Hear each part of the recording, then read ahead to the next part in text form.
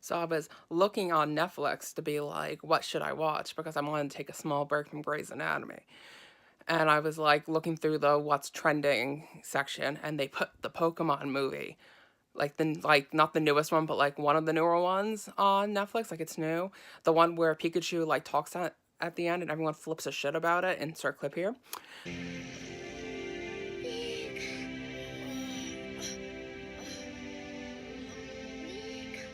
Pikachu, why won't you get in your Pokeball?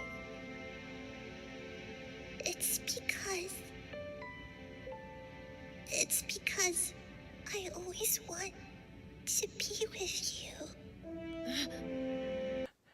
And so yeah, I'm gonna watch it and then I'm gonna critique it. Not live, but I'm gonna critique it afterwards. So wish me luck.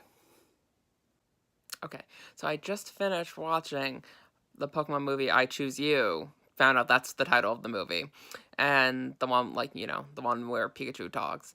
And I have some thoughts. I mean, like, well, one, just gonna say one positive thing about this movie is that the visuals were stunning. Great. It's pretty. Music was iconic. The OG song, theme song for the movie, for the show, still iconic. 20 something years later. Loved it. It was great. Immediately to the negatives. Okay. So, I mean, like, this isn't necessarily something I hated, but it was more interesting where, like, I got the impression this was going to be an origin story, similar to how, like, it was in the show, just kind of, like, revamped, made pretty. But, like, they introduced a lot of new characters and changed the plot a lot. Where, like, they introduced these two characters. Well, first of all, Brock and Misty, not in the movie. Who are they? Do they even exist in this universe? I don't fucking know. They even made it to the point where they skipped to the third gym where Ash was battling, and everyone knows that Misty and Brock are the first and second gym, so they really made it a point where being like, nah, bitch, they gone. And the two characters that they replaced them with are kind of like essentially Misty and Brock, where it was like a guy who was like wise and could like make food and heal Pokemon and had all this knowledge, aka Brock.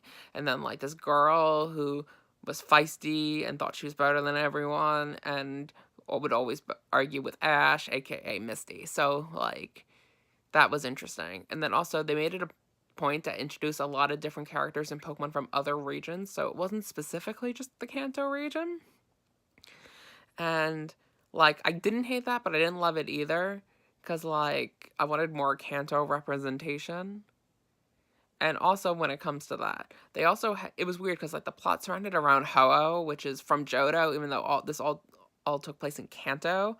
And like it also had like like there were also like cameos from Entei, Suicune, and Raikou also from Johto, which would make sense because if it was with Ho-Oh, then like that makes sense. But like it didn't make sense with Kanto. Like where's like Mewtwo or Mew or Moltres, Articuno, or like Zapdos? Like where are those Pokemon? I feel like it should have been about that instead about the other things. But also like someone, it's funny because I was reading the reviews in Letterboxd, and I personally agree. I love the LGBT representation in this film because, like, how what I love about Ho-Oh so much is, well, I'm just gonna say that girl, that fierce queen, and I'm only saying that because wherever she goes, a rainbow follows, and she's always glowing in like a rainbowish color silhouetting her, and then on top of that, she leaves a rainbow feather to anyone she determines is worthy, and she also has the lesbian mohawks. So I'm gonna say she's a lesbian too,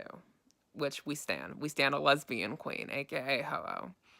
Okay, so Pikachu talked for like 3 seconds. He said like 3 words. He said something like, "I'm not gonna leave you because you're my friend and I want to stay with you," or something like that. Not exactly that. And like it was weird and I feel like wasn't needed, and like I feel like I get what they're going for, like they just wanted like the shock value of, oh my god, Pikachu can talk, but it kind of seemed dumb. Like if Pikachu's gonna talk like how Meowth talks consistently, I felt like Pikachu should have just talked. I don't know if it was just like Ash hallucinating or like because Ash can always somehow kind of know what his Pokemon are talking about, so maybe it was just like using in his point of view, like how he kind of knows what they're talking about. Maybe that's what that was. But either way, when everyone was like flipping about it when the movie first came out, I get it. It makes total sense to me. But also another thing I didn't like is at the end where like Ash is like battling against like the antagonist person in the movie, which wasn't Gary. We saw the back of Gary's head for 5 seconds, so like that's as much as Gary got into this film. It was actually the character, like they changed the character, but the character who abandoned Charmander, that bitch, fuck him, by the way.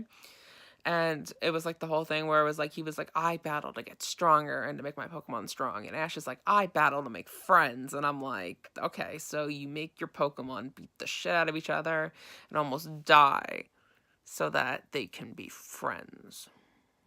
Or so you can be friends with them. I don't really understand it, but that's fine, Ash. Go off, whatever. Make a point. Ho seemed to think you were worthy, so like I guess you were doing something right. And also like going off on a tangent, like reverting back to the friend, the one that was like Brock, he had like a really weird, really sad backstory where when he was a kid, he used to have this Pokemon that used to take care of him, which is like Mood. Like, I guess it was like a babysitter, like Nana from Peter Pan. And I was like, interesting parents to hire this Pokemon to take care of your kid.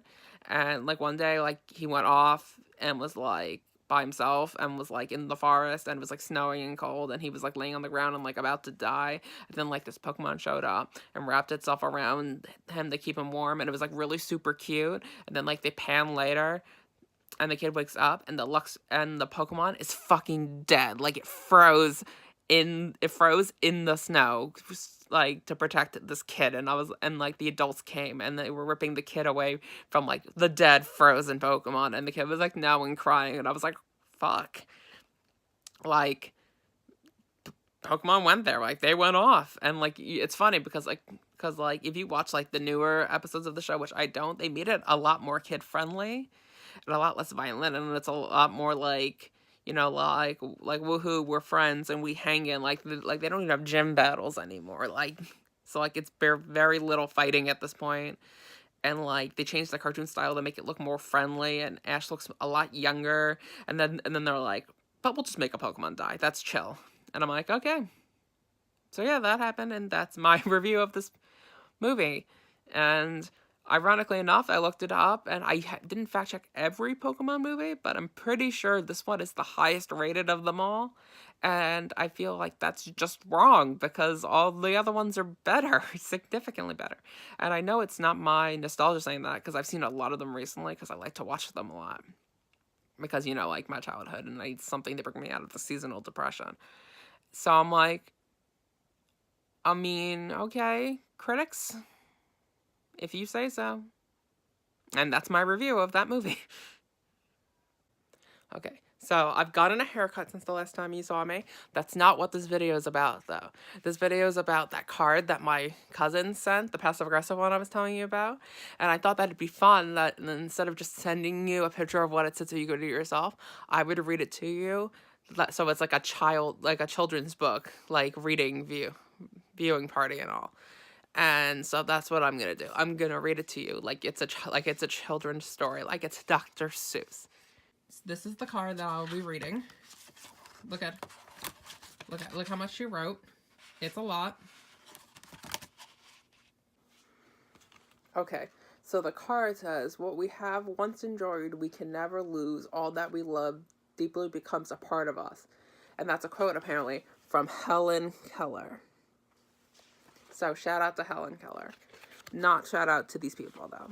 Okay, so the left side of the card, aka the passive-aggressive side, says, Dear Faye, Lenny and I are trying to puzzle out why you and your brother decided against notifying us of your mom's passing.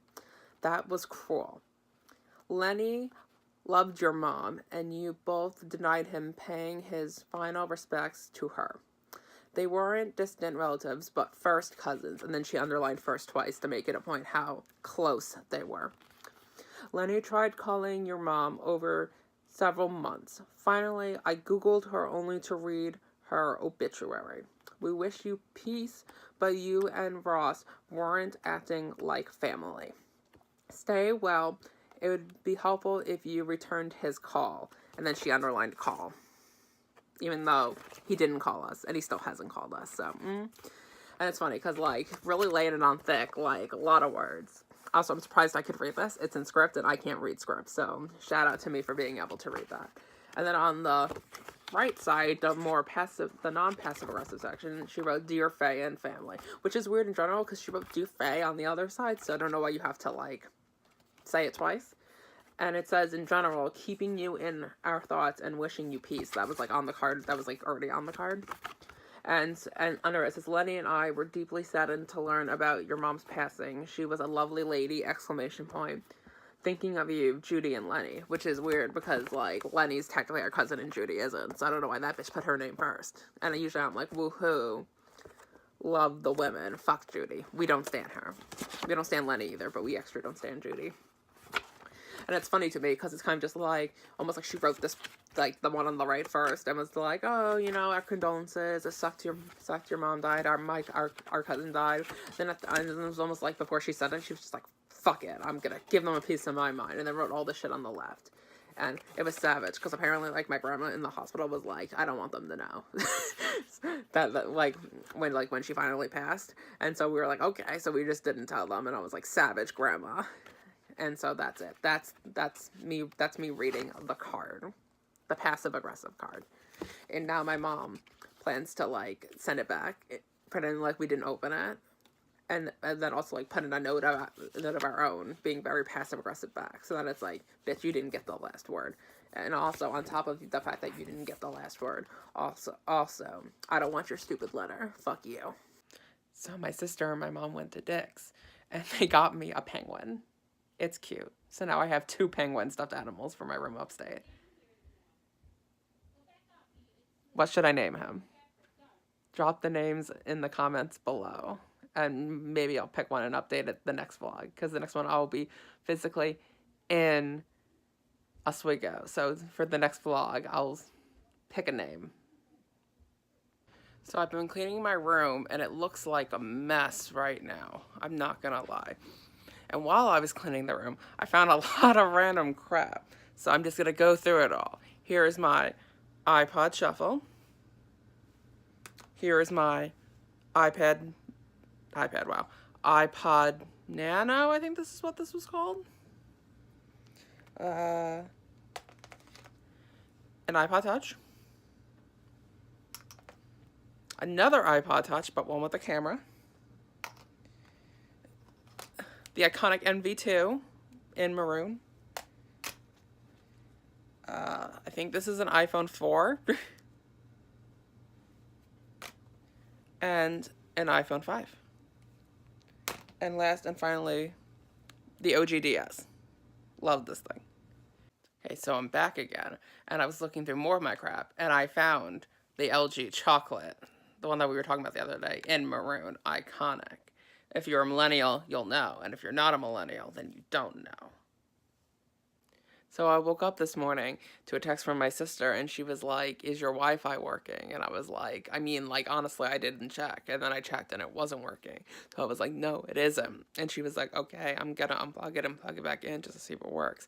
Update, it's still not working. So now I have to sit here and watch Grey's Anatomy with my hotspot from my phone, so I could use my phone as a hotspot, so okay, and I was able to hook it up to the TV. So that's what I'm doing. Kill me, because I want that HD, and I'm only getting like 480p on a good day, so kill me. That's it.